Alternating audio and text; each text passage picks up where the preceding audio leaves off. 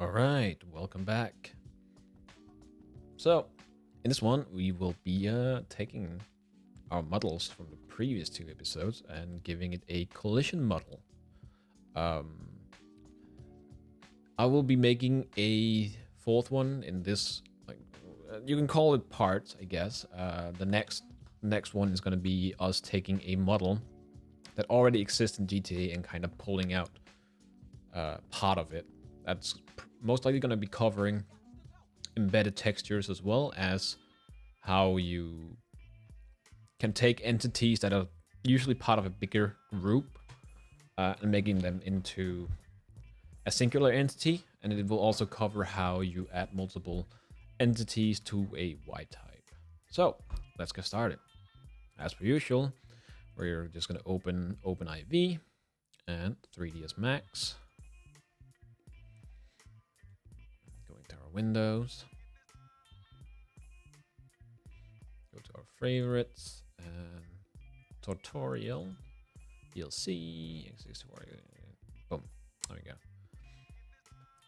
So the way you know if a entity has a embedded collision is by, you can see in the top here it says bounds, which is currently grayed out and cannot be clicked. That means that there is no embedded collision, so that's what we are going to change in this one.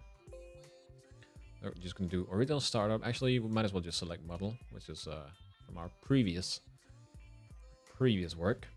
And then we are just going to go with the assumption that obviously the model is all done and modeled and looks like what you want it to look like. You just really want it to be, you know, for it to have a collision. So when a person walks into it, they're going to be stopped. They're not going to move through it. Maybe they can jump on top of it. Maybe they can, take cover behind it. All these things is basically what we will be doing. So it's fairly easy. You just need to know how to really set it up. So in this case, there is two options. We can do the symbol option, where it doesn't really matter what the shape is, or we want the shape to be basically the same shape as the entity itself. So it also really depends on how detailed your model is. If your detail is really really detailed, you might want a more simple collision, because this is basically a second model that's going to be sitting in the background. And I know there's a limit. I don't remember the limit when it comes to like poly count and everything, but we'll be going over, I guess, both of them. So this one might be a longer one, so strap in. So first things first, we want this one to just have a very simple collision model. So we'll just create a box that we will drag on top of here and give it a rough size. So in this case, we want it to be like this. And the reason we want it to be a box is because a box basically, it can cover everything. It's small. It has four sizes. What am I talking about? It has a few sides. It's low poly, and it's going to block people off from, walking through anything they should be walking through, and so on and so forth. So in this case, we're just going to somewhat align it like this. And then that is now the collision bottle. Yes. So we have this box that we want to use. So up here, we are just gonna rename it to to 0x1. And then in GIMS Evo, we're gonna go to create object. We are gonna go to collision, and we're gonna select, make sure you have the box selected. Then we do mesh modifier, and then we do composite. And like with the model, we just click anywhere in the scene once. There we go. I'm just going to minimize this. And you can see up in the top left, we now have a modifier called eGIMS V col composite. This one we rename to the same name as the model. So in this case, it's going to be tutorial_model. And then we're going to take the O or the 0x1 and drag this one into tutorial model. Make sure it's the collision composite we're dragging this one into. Like last time, we can open this one up and we can check. We can check over here. This is a mesh modifier, editable poly, and we have the this is list, whereas the other one is the mesh modifier without the model for some reason. When did this disappear? Oh well. Yeah, we're going back.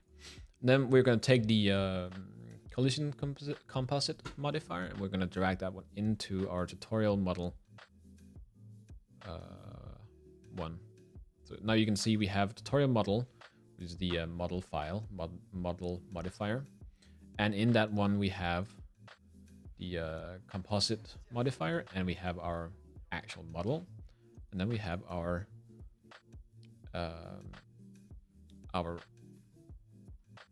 collision model inside of that. And as per usual, you can see it in the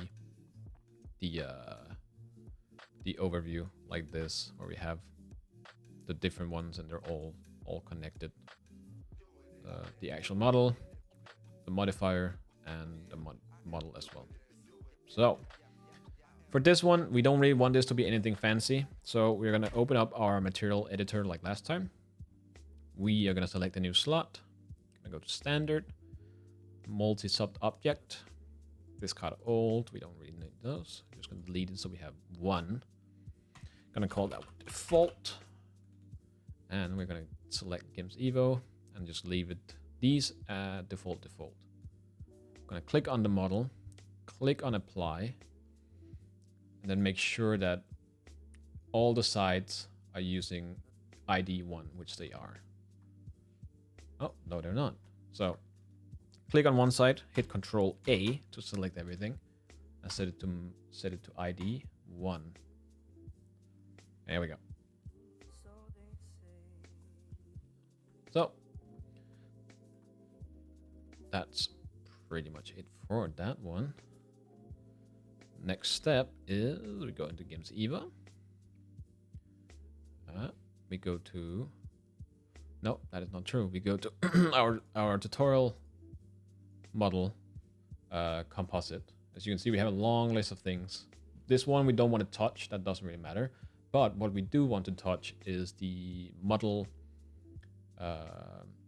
modifier itself. So if we click on the model, we have this option here. Under collision mesh, we make sure it's BVH, and then where it says 0.0, we want to call this one 0.002. And then in the flags, we want to select map animal, map cover, map dynamic, map vehicle, map vehicle, and map weapon. This is basically what this box will collide with. Will collide with NPCs and locals. You are able to take cover behind it. Any dynamic entity will also collide with it.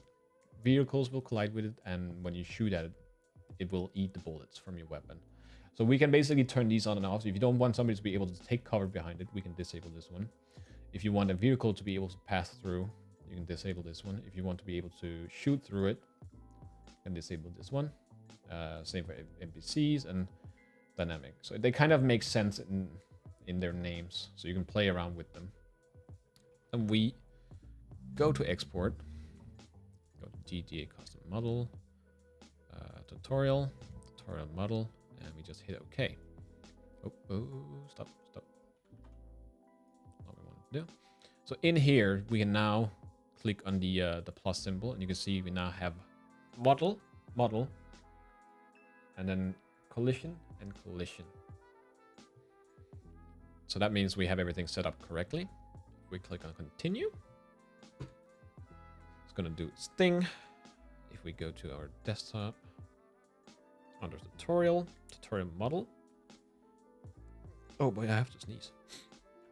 We can now take our model again, just like last time, and drag it into open IV folder. And if we double click on the YDR, you now see under bounds, it now has a block.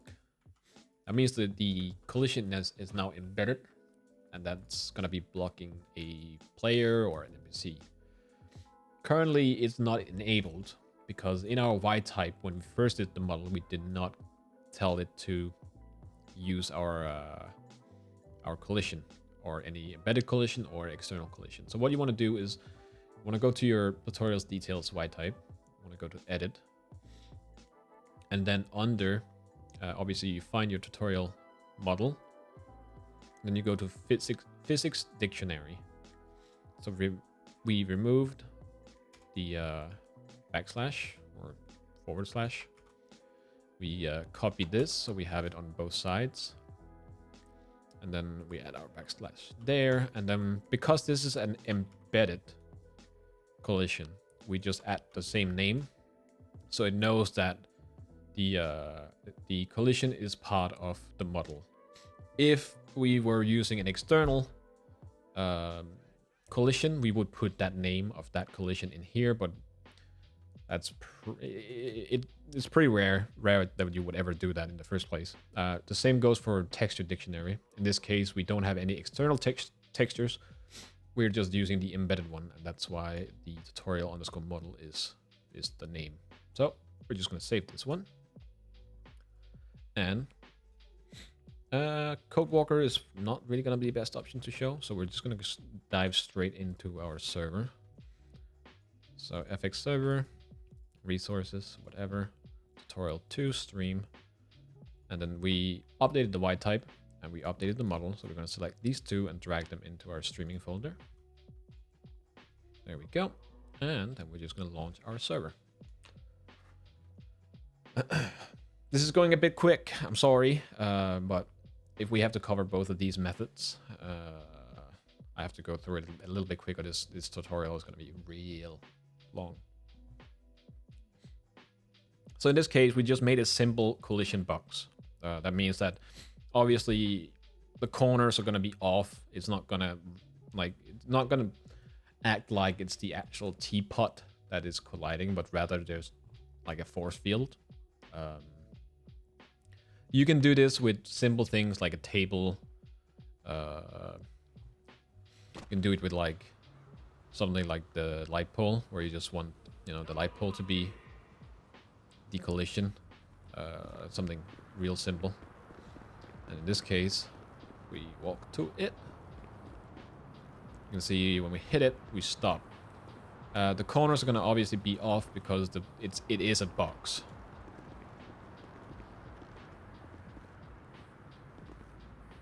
So if we try to jump on top of it, we can do that just fine. There's also something that we need to keep in mind is that GTA is really, it really wants models, especially collision models, to always have a center point of 0. As you can see, he is doing a bit wonky at the corner or at the end, and that's because it might be a bit off center compared to the world. So if we go back out, we can check that real quick. Just gonna minimize these. We select it. You can see that the box is off center. That is my mistake. So what we want to do is we want to reset it to be in the 0, 0, 0 position. Obviously move the box to fit again, and then re-export it. Just keep that in mind. The second method, which I usually use for most of my things because it makes collision feel natural, is you select your model. In this case, obviously the teapot. You right click. I think you might be able to just right click down here, and then you go clone. We make sure to select copy, not instance. And then for the name, we do 0x1. Click on OK. So we now have a clone with a game mesh. So the first thing you do is delete the game mesh. We don't need that one. And then you move it to tutorial model. So now it's inside the collision composite. That's what we want. Then we hide the actual model because we don't really want to mess with that one right now. We go to our GIMS Evo, select the OX1, go to create object, go to collision, add our mesh modifier. So like before, we're going to do 0, 2, map animal, map cover, map dynamic, map weapon, map vehicle. But at the same time, we want this to have a collision material that fits. So in this case, this is a teapot, so it's going to have, what do you call that? It's going to be called, let's see, ceramic. There we go. So like last time, you can have multiple material IDs for one model. So let's say that you have a model that is, let's say, like a ceiling light, where you have glass, you have metal, you have plastic. You would create 3 different materials. And then you would obviously select GIMS V material. And then under the group, you find what you want it to be. So let's say metals. And then a metal solid medium. And then for another part, you want it to be glass. So glass shoot through, glass bulletproof, opaque. So we're just selecting bulletproof. So we're just going to call this metal, ceramic, and glass. We're going to select the model, going to apply or assign the material. So in this case, you can see it's already split into 2 from our previous.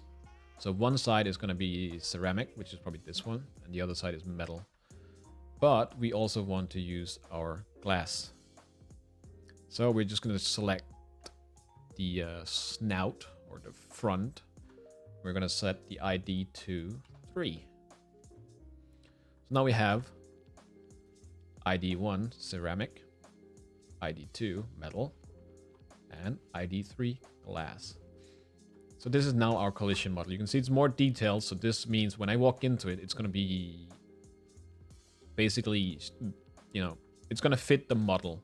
That also means when I try to shoot at it, the bullets are going to actually hit the model rather than an invisible corner that is not actually there. Like I said, if you have a really detailed model, this is not what you want to do. You want to try and keep it low poly. So adding like a box to a table is probably the better option than having the entire table be modeled out. So we make sure everything is set up correct. So OX1 has map cover, animal, so on and so forth. 0, 0, 2. We go back to export, tutorial model, and we hit OK. And then we find our model, the ODR. We just drag it in here. We open it up, go to bounds. You can see it has the 3 different colors. So it has the snout, glass, ceramic, and the metal.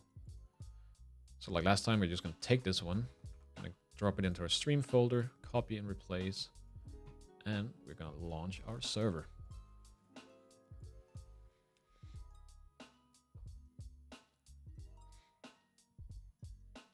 It is possible to create dynamic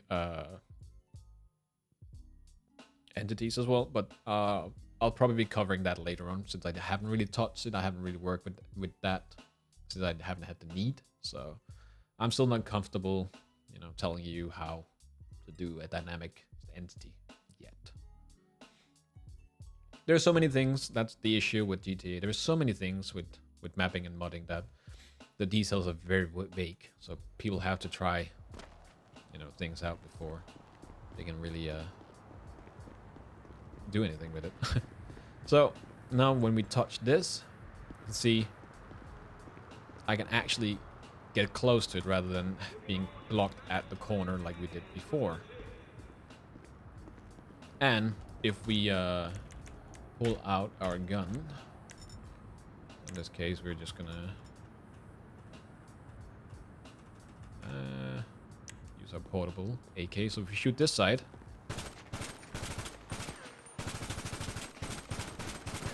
I believe this is the ceramic.